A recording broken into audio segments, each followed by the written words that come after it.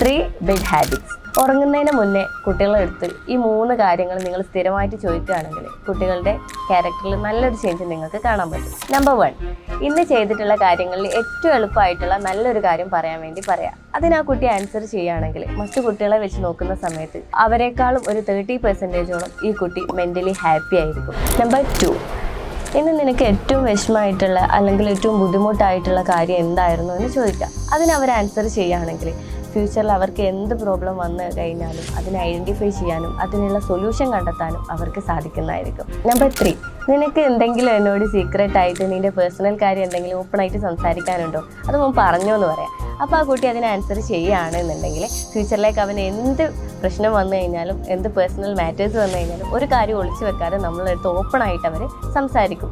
ഈ പറഞ്ഞ 3 കാര്യങ്ങളും നിങ്ങൾ ഫോളോ ചെയ്യുകയാണെന്നുണ്ടെങ്കിൽ നിങ്ങളുടെ കുട്ടികളിലെ മെൻ്റലി ധൈര്യവും അതുപോലെ തന്നെ നോളജും അവരുടെ